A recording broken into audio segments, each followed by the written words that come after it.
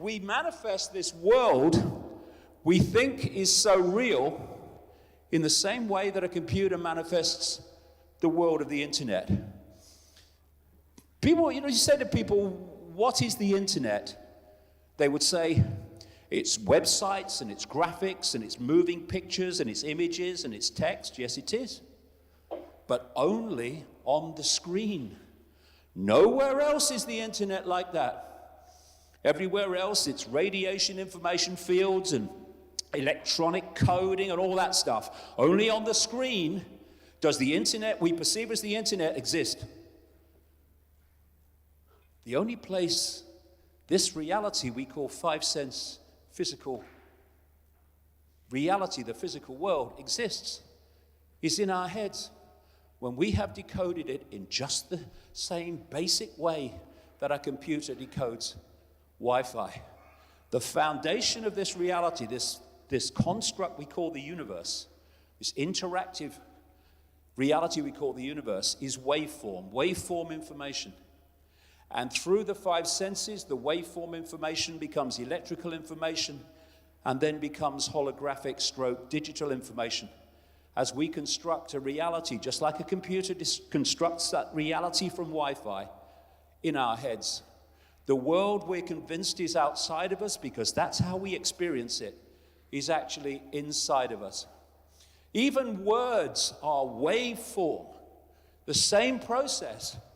As I'm speaking now, my vocal cords are creating waveform vibrational fields of information.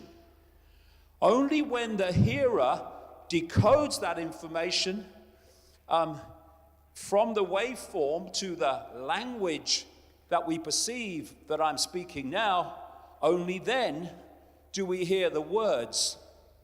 It's not words that pass between us. It's information fields that become words when they are decoded into language. So the waveform becomes the digital, becomes the holographic, illusory physical. And that's the reality we are experiencing. Now this, as I'll come to shortly, puts this whole extraterrestrial UFO arena into a completely different light. A light where those that have described their experiences, which from a five-sense perceptual level sound impossible and ridiculous, can be quite logically and easily explained. What are the five senses? They take waveform information, they turn it into electrical information, they communicate that to the brain, and the brain decodes that into digital and holographic information that we call the external world. These different parts of the brain specialize in decoding from different senses, and then the brain as a whole constructs this reality. This is a Western philosopher called Alan Watts, who had a lot of great things to say. I think he died in 1975. Without the brain, he said, the world is devoid of light, heat, weight, solidity, motion, space, time, or any other imaginable feature. All these phenomena are interactions or transactions of vibrations with a certain arrangement of neurons. Put another way, this isn't real. What is real? How do you define real? If you're talking about what you can feel, what you can smell, taste, and see, then real is simply electrical signals interpreted by your brain. And what interprets those signals? Perception. And this decoding of this information is done like this. This is from a mainstream science magazine. Every second, 11 million sensations crackle along these brain pathways. The brain is confronted with an alarming array of images, sounds, and smells, which it rigorously filters down until it is left with a manageable list of around 40 from 11 million. Thus, 40 sensations per second make up what we perceive as reality. The possibilities for manipulating that reality are infinite. Losing time on an abduction? Piece of cake. And I was seeing a video this week by a neuroscientist who was saying that the way the brain constructs reality in the way I'm describing is from prior expectations. What it perceives reality to be is how it will construct reality. Now that connection is so massively opening the door to perceptual manipulation. But I would go another step, and I would say, rather than prior expectations, to a very, very large extent, they are programmed expectations. Programmed expectations that come from a lifetime of programming that we call human life. This neuroscientist also said that the I, or me, is a controlled hallucination generated by the brain. Well, it might be generated by the brain or from the brain, but it's generated via the brain. Because what is the brain decoding to create this controlled hallucination? Information received. Control that, you control the hallucination. The reality that we experience is generated by information received by the brain and interpreted by perception. We keep coming back to the same word because this is the foundation of everything. So, one of these controlled hallucinations is that the world is outside of us when it's here all along. And if you can manipulate a computer to dictate what it takes from the Wi-Fi field and puts on the screen, so you can do the same with humanity if you know what you're talking about. This is Max Planck, another pioneer of quantum theory. I regard consciousness as fundamental. I regard matter as derivative from consciousness.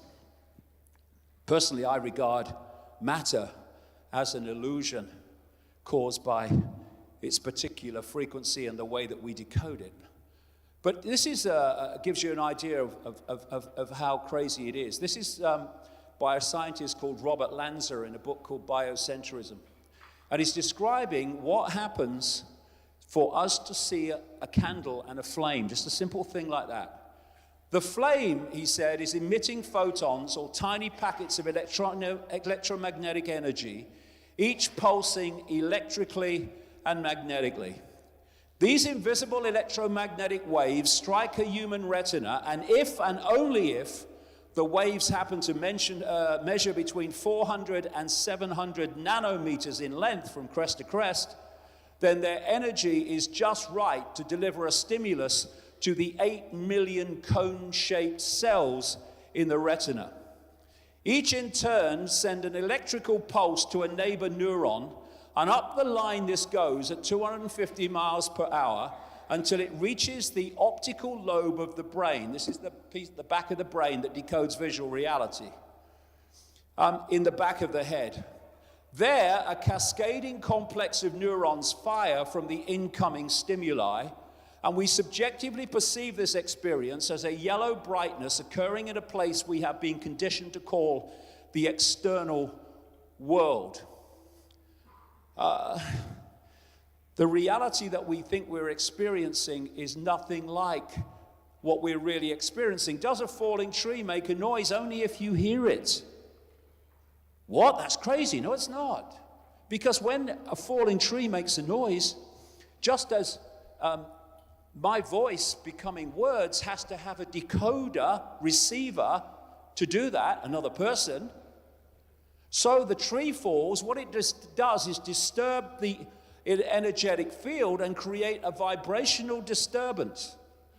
If there's no one there, then it makes no noise. If there's someone there, that disturbance is decoded by the hearing senses into electrical form, sent to the brain, and the brain hears the sound of what we call a tree falling. Now, put all this together, and suddenly these apparently fantastic impossible descriptions of experiences by people who say they've interacted with extraterrestrial beings, entities, takes on a whole new level of simple explanation. Everything we call real, said Niels Bohr, another great pioneer of quantum physics.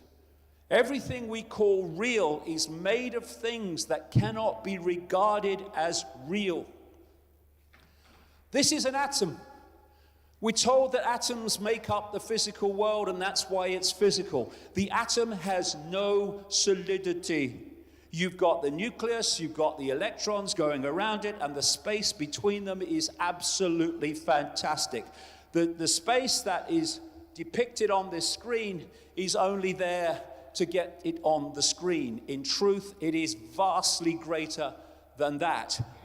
Atoms that have no solidity, and in the end, if you go deep enough, the nucleus and the electrons have no solidity, cannot a solid world make. But it doesn't have to, because the world isn't solid.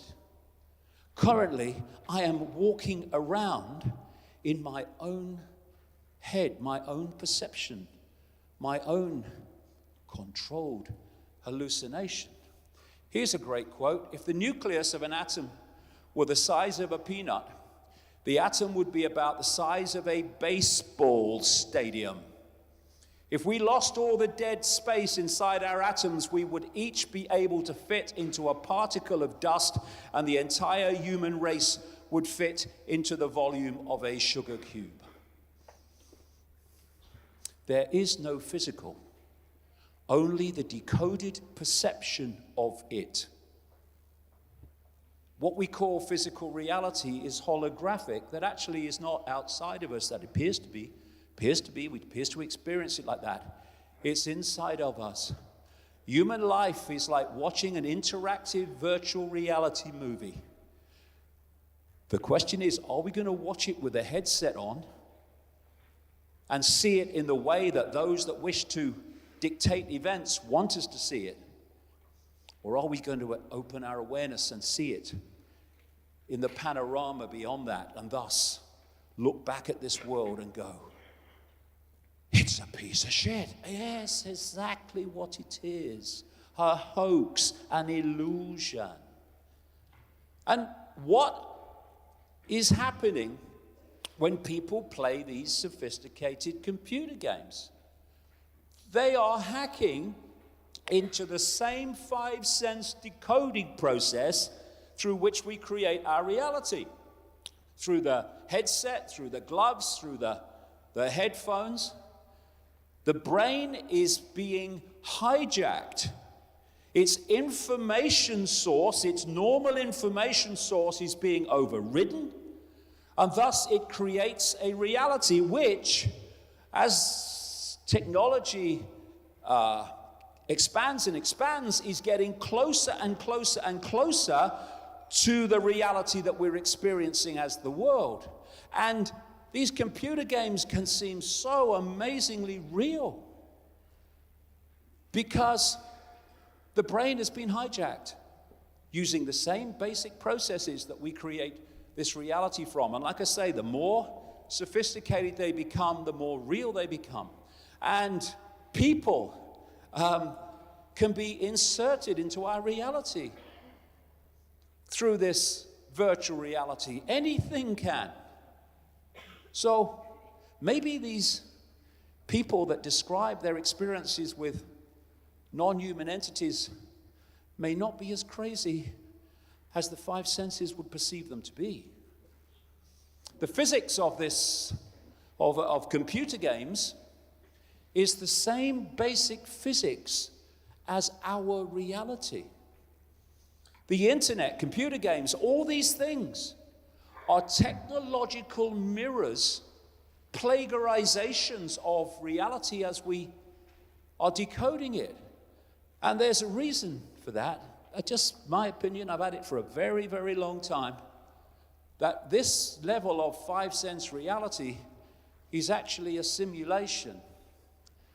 And this is not so much a world as a information source which we are decoding into an apparent world.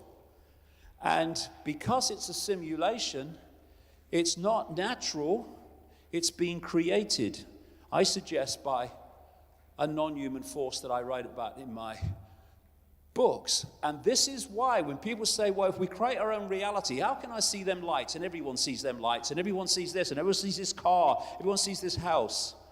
Because we are decoding this basic construct we call the world in the same way that we decode computer games. And you're not going to see it if you're in this world and of it. All you're going to have is that information source to try to get a fix on what the information source is, i.e. the world we're experiencing. When you expand your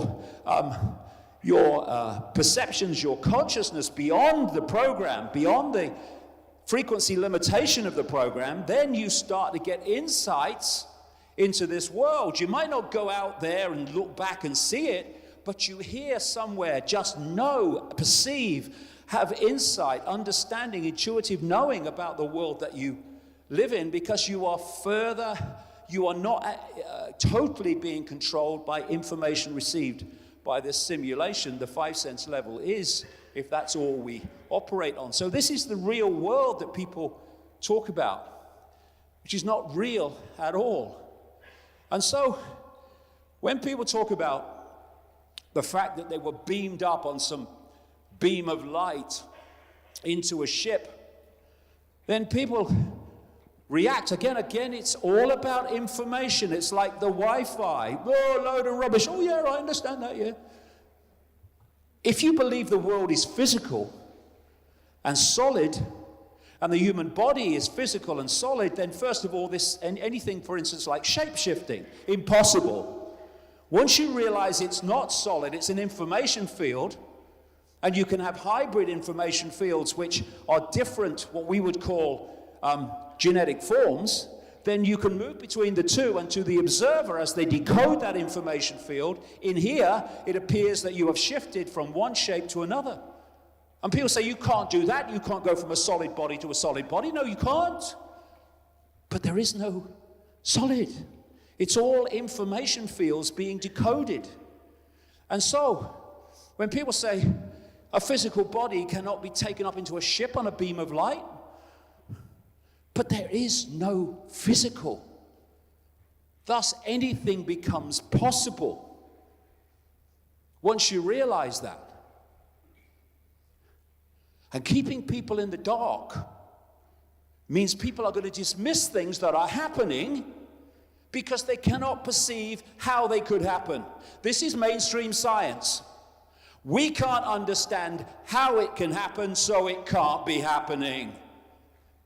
Anyone in the UFO extraterrestrial research arena will know that one.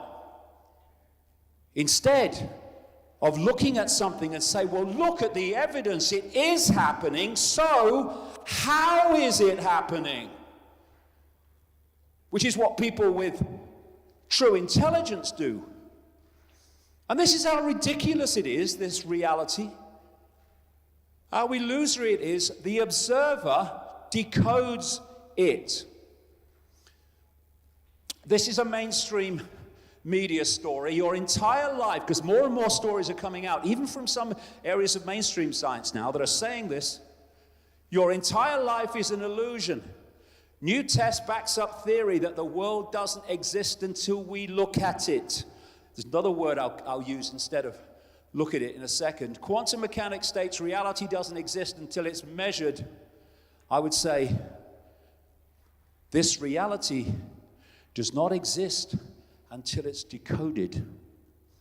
And the process of focus, the process of what they call looking, activates that process of decoding. Just like the falling tree makes no noise, this reality, when it's not being decoded, is a waveform information construct. Your mind can control matter, says physicist. Atomic particles were shown to be also waves, which so many scientists were bamboozled by. How can something be a particle and a wave? Well, because it's a wave And then it is decoded by the act of observation, focus, and becomes a particle. But they're just two aspects of the same information. Whether they manifested as waves or as particles, this story says, depending on whether someone was looking, decoding. Observation influenced physical reality of the particles. In more technical language, observation collapsed the wave function. Decoding collapses the wave function into the holographic world that we think is outside of us. They call it the observer effect in science. I would call it the decoder effect. Now, this is a Nobel physicist, John Wheeler. No phenomenon is a real phenomenon until it is an observed phenomenon, a decoded phenomenon. Until then, it's a waveform information field. And the crazy thing, too, is that all this is going on in a narrow band of frequency, so tiny, it's laughable. The amount of infinite reality, i.e. infinite consciousness, that we can perceive is ridiculous to the point of insanity. According to mainstream science, the electromagnetic field, what we call light, is 0.005% of what exists in the universe. Some say it's a bit more, but not much. And all the rest, the scientists talk about dark energy and dark matter. I don't actually buy that explanation in the detail that they present it, but it's safe to say that all but a tiny fraction of reality, this universe included, is not seen by us. And even more hilarious is that within the 0.005%, all we can see of that is that sliver we call, or scientists call, visible light. That is the only world that we can perceive through the five senses. And if we stay in those five senses and perceive only that, we get our perceptions from that, brackets, deeply limited, our perception of self-identity from that, brackets, deeply limited, and we end up in a frequency box of perception while infinity lies beyond it. And so, because we can see such a narrow band of frequency, again, when people say, look, I saw this UFO, it just appeared out of nowhere, and then it disappeared out of nowhere into nowhere. Or somebody says, oh, this entity appeared in front of me, and out of nowhere, I didn't come here, this was just there. And then it disappeared. 5 cents, press enter, because that's what it is. Information, press enter, get the reaction, the program reaction. That's ridiculous. You can't just appear and disappear. Well, if you appear or enter the frequency band that people are decoding into what we call the visual world, then they will not be decoding you, They enter, now suddenly they're decoding you. To the observer, they've come out of bloody nowhere. They haven't at all. They've entered the frequency band that we can see. Same when they leave. Same thing. Again, these things are simply explainable, but only with any kind of basic understanding of reality. And that's why this system does not want us to understand this. They want us to think this is all physical, this is all real, it's all outside of us, because then we will waft our hands away constantly saying, not possible, that can't happen, that's ridiculous. Why are we enslaved by illusion? Because there's nothing wrong with illusions, decoded illusions. Illusions only control us when we think they're real and believe they're real. When we know they're illusions and we're decoding them, we can play with them, we can have fun with them. The reason that these illusions are enslaving us is because they're meant to. I can't go into this now because I want to stay on this subject today. But there is a web of human control that ultimately goes into the realms beyond this realm of human sight, into the unseen realms and has a non-human origin, a non-human spider at the center of the web, if you like, and then comes into our reality in the form of bloodline families, secret societies, and so on, which are dictating events in the world of the seen. And the whole foundation of this control is control of perception for all the reasons that I'm talking about. Who creates our reality? We do, but we do in the sense that our brain decodes, interprets reality. But it interprets reality on the basis of information received. Thus, whoever controls the information received, if it's not filtered by an awakened conscious mind, dictates the perceptions on which the brain decodes and structures and constructs this controlled hallucination. And if you can hijack what information people receive, you hijack their perceptions, you hijack the way they decode reality, and it becomes a self-fulfilling prophecy. And of course, until relatively recently, scientists thought, because what you get with scientists, what we know is, and what you mean, mate, is what you think you know is now, and you'll know something else later. What we know is, they said, once the brain is formed, then that's how it is. Now they realize that's not only nonsense, the opposite is the case. Because of something called brain placidity, where the brain changes, rewires itself on the basis of what? Information received. This is why all this smart technology in all its forms is changing the human brain, because it's a vastly different information source to what was there before. And therefore, if you through your life are continually receiving the same information, the same perception of reality, your brain will rewire and reroute itself to constantly create that self-fulfilling prophecy. Got your perceptions, got you. And this is why human life, when you look at it from outside of the illusion, is one big program to impose a perception which imposes an experienced reality. Because what it is a narrow band of possibility. And what do you need to interact in an expanded way with the fields of possibility and potentialities? You need an expanded sense of the possible. What this postage stamp consensus is a squeezing of the possible.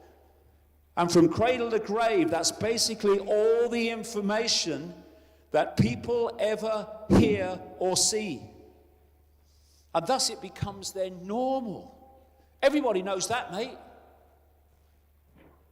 And the postage stamp consensus can be also described as unquestioned belief. We receive this information from cradle to grave, from parents, and from the education system and the media and all this, and peer pressure. And if we don't question it, that unquestioned belief, perception coagulates, solidifies into a lifelong perception of possibility. And another part of this postage stamp consensus hoax is familiarity, which also is an expression of unquestioned belief. When something becomes familiar, it is no longer questioned. It becomes a gimme. It becomes an everyone knows that. It becomes this is the real world, mate.